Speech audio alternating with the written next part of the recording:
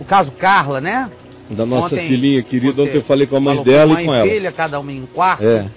Houve agressões, a mãe bateu na Antes, agora eu vou saber, né? Se teve depois também. Acontece que a Helena, que é a tia da Carla, estava assistindo o Papo E a Helena tá lá do lado agora, ela mora em Brasília, em São Paulo, passando uns dias. mas ela tá acampada lá por conta dos cuidados dela para com a sobrinha. A Helena tá na área. É. Aí a Helena volta aqui contando o que aconteceu após o Papo de Graça de ontem. Aconteceram coisas. Você veja como às vezes a gente está conversando aqui e não tem a menor ideia, o pessoal, de como na vida real as coisas vão tomando consequências impensáveis. As palavras que a gente diz são vida para aqueles que a recebem como vida e são morte para aqueles que a recebem como morte. Ninguém é suficiente para essas coisas. Mas todo dia eu sinto e provo na minha vida o que Paulo diz em 2 Coríntios. Porque nós somos, para com Deus, o bom perfume de Cristo Jesus. Para com uns, nós somos cheiro de vida para a vida. Como para com Helena, para com a Carla, para com tantos outros. Para outros, nós somos cheiro de morte para morte. Como até aqui para a mãe da Helena, para a mãe da Carla, conforme a gente conversou ontem, ou o pai dela, há 20 e tantos dias atrás, que ouviu o que se estava dizendo como cheiro de morte, literalmente se matou. E ninguém estava dizendo nada no seu evangelho, mas é meramente pela palavra que mundos vão sendo criados quando o evangelho simplesmente vai sendo proposto. E aí? Caio, bom dia. Eu vi dia. o Papo de Graça ontem, corri para casa da mãe da Carla. Ela realmente espancou a garota. Eu levei o Marcelo comigo. O Marcelo é o cunhado, né? Ele é o marido da Renata. Da Renata, que é tia da Carla. Levei o Marcelo comigo e nós conseguimos tirar a Carla lá de dentro. Graças a Deus. Levamos ela para a delegacia da Infância e Juventude. Denunciamos a louca da mãe dela. Hoje, de posse disso, o Marcelo e o advogado irão reforçar o pedido de revisão de guarda. Mas, independente disso, a Carla está com a gente. Graças a Deus. Eu não vou permitir que essa menina volte para casa dessa louca. Nós levamos ontem mesmo ela ao médico. Ela está com trauma ocular devido ao espancamento. Pela madrugada, cara. Louca... Eu sabia, quando ela veio aqui, eu a disciplinei. Eu digo lembram que eu disse? Quem não ama não disciplina, só espanca. Só espanca. Ela não ama essa menina. Essa menina é um estorvo na vida dela, dessa mulher. Então eu sabia. Repeti 3 vezes isso. Disciplinou nada, você espancou. E pedi para fazer o BO porque eu tinha certeza. Quem não ama não disciplina. Só espanca, machuca e maltrata. E aí? A louca bateu no rosto da garota. Ela está com um olho com curativo. Meu Deus. Nós temos uma boa notícia. A Renata saiu do hospital. Amém. O médico pediu para ela não se estressar e manter a calma. Amém. Ela está tomando atenolol e um tranquilizante. Ela tem uma condição cardíaca. O que é atenolol? Eu não conheço o remédio, mas eu imagino que seja alguma coisa para a condição cardíaca dela. Ela não pode se estressar, não pode um monte de coisa e precisa manter o coração bem funcional, não é? Já a Carla ficou descontrolada depois do espancamento. Nós conseguimos testemunhos no próprio prédio onde a mãe dela mora. Já a Carla? Já a Carla ficou descontrolada depois do espancamento. Nós conseguimos testemunhos no próprio prédio onde a mãe dela mora. As pessoas ficaram indignadas. De ver o que a mãe fez com a menina. Caio. É muito triste isso aqui. É terrível. Contudo, eu percebi que ela está piorando psicologicamente. Quando ela terminou o atendimento no médico, a enfermeira falou inocentemente: "Pronto, Carla, agora você pode voltar para casa da sua mãe." Ela não sabia que a bruxa da mãe que espancou a menina. Na mesma hora, a Carla começou a tremer e chorar. A enfermeira não sabia. É claro. Ela se urinou de medo, Caio. Acabamos de voltar do psiquiatra. Ai, meu Deus. Ele disse que ela está muito estressada e com alguns sintomas Poxa, eles têm um acervo de natureza médica, BOs, testemunhos públicos, Vídeos. vizinhanças, vídeos, escritos, gravações, leituras. É um caso que não se dá para perder, não se pode perder uma situação dessa. Testemunhos em favor, o contexto inteiro, a situação da mãe em si, que é pavorosamente desalmada.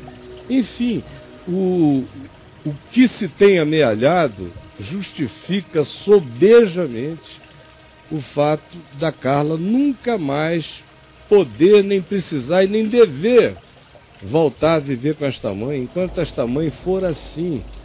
E para que essa mãe se torne uma outra coisa, é preciso que um milagre profundo aconteça, e mais, que isso seja provado pelo tempo. E a Carla, em qualquer circunstância de indefensabilidade ou de fragilidade psicológica, não deve retornar às proximidades dessa mãe nunca mais. Enquanto a mãe for assim, enquanto a memória da mãe é traumatizada desse modo, não convém nenhum contato. É para salvação do coração, da mente e do futuro da Carlinha que se tem que fazer isso. Mesmo. E aí? Bem, o psiquiatra diz que ela está muito estressada e com alguns sintomas de síndrome de pânico.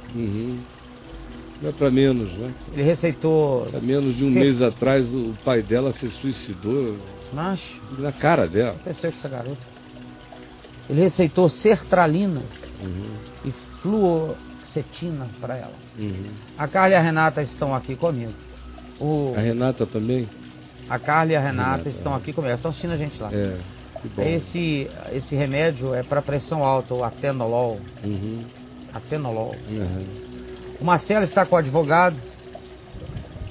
Ele nos garantiu que vai despachar a petição diretamente com o juiz ainda hoje e finalmente a Carla será nossa. Que bom, que bom. A Carla manda um beijo pro Tonho e diz que ele guarde a cachorrinha, que ela em breve estará em Brasília para brincar com ela. Vai adorar. Ela e a Renata estão enviando beijos para todos vocês. Obrigado por suas orações. Beijos. Nós manteremos vocês informados. Um beijo, Isso Helena. Sim é família. Que bonitinho. Eles estão, vocês, contra todas as famílias, vocês estão se tornando uma família. Amém, Caio. Um começo, meio e fim, de Bom verdade. que a Carla tenha Cuidem desse anjinho de Deus. A Carla é uma bem-aventurada por ter duas tias como vocês. E de ter um tio como o Marcelo, com iniciativa e com clareza também de pensamento. E eu fico grato, querida, que você, Helena, ontem tenha se levantado como uma leoa, junto com o Marcelo, para irem lá resgatar a Carla dessas garras de maldade. Garras de maldade. É uma tristeza, né? Você ter que definir uma mãe nesses termos. Pensar numa mãe como um ente desalmado, desmaternalizado emocionalmente e perverso nos seus interesses e caprichos. Mas acontece o tempo todo, acontece todo dia, e tem mais, gente, que será cada vez mais assim. Como Paulo diz, como Jesus tinha predito. Quando Jesus falou dos últimos dias, ele deu tantos sinais, e os mais fortes deles as pessoas não levam a sério. São os sinais de natureza psicológica, emocional e afetiva. Quando ele disse que o amor se esfriaria de quase todos, porque a iniquidade prevaleceria, o escracho abusivo da injustiça e do prazer na injustiça e na perversidade, o que caracteriza a iniquidade, prevaleceria tanto que o amor morreria de quase todo mundo. E aí ele diz: os inimigos do homem serão os da sua própria casa, porque naquele dia será mãe contra filha, filha contra mãe, sogra contra nora, nora contra sogra, pais contra filho, irmão contra irmão, e eles odiarão uns aos outros. Alguns matarão, trairão mutuamente. Paulo diz: o espírito avisa explicitamente que nos últimos dias ele começa a descrever as características dos homens. Dentre elas, ele diz: os homens serão implacáveis, desafeiçoados, pais desafeiçoados em relação aos seus filhos, filhos desafeiçoados em relação aos seus pais. O sinal da desafeição é um dos sinais mais fortes na escatologia do Novo Testamento. Mais do que terremoto, sinal no céu, Jesus fala da desafeição generalizada e do espírito de embriaguez, de entorpecimento, de insensibilidade total, que tomaria crescentemente conta dos corações como se fosse uma metástase cancerígena, e as pessoas a isso não querem ver, porque esse sinal não acontece no mar, nem em vulcões, nem a falha de St. Andrews na Califórnia. É falha de caráter mesmo, é falha de amor, é no coração, não é no céu, é na alma. Esse tipo de sinal ninguém quer enxergar, porque não são os rios envenenados, são os corações jorrando morte, e veneno, e absinto, e perversidade. Na realidade, nós humanos somos o maior sinal escatológico de que o tempo do fim está próximo, porque é crescente a nossa desumanização. E nesse contexto desumanizante, Paulo tinha dito em 2 Timóteo, no capítulo 3, e Jesus tinha dito em Mateus 24, em ambos os contextos se referindo a crentes ou a discípulos que se escandalizariam e negariam a fé e apostatariam. Em ambos os lugares, a ênfase recai não sobre a corrupção generalizada da humanidade, que é óbvio, mas sim e sobretudo a respeito dessa desumanização dos discípulos, dos que se dizem cristãos, dos que se dizem filhos do amor, filhos da graça, filhos da misericórdia, filhos do Evangelho. É aí que tanto Jesus quanto Paulo dizem que mais cresceria a manifestação desse sinal do homem como escatologia do tempo do fim. A morte das afeições como um sinal crescente desse tempo. Então, gente amada, não se espantem. Isso faz parte. E a gente tem que estar cada dia mais preparado. Aqui no Papo de Graça, é tão veemente a manifestação dessas realidades que tem gente que, de alienada da vida, nem acredita que as coisas possam acontecer de maneira tão amiudadamente presente quanto a gente constata todo dia aqui.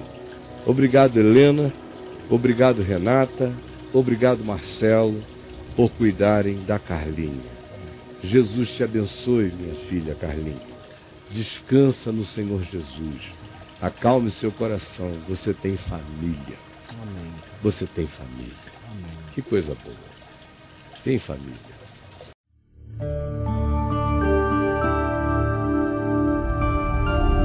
Vem me ver TV. O canal é você.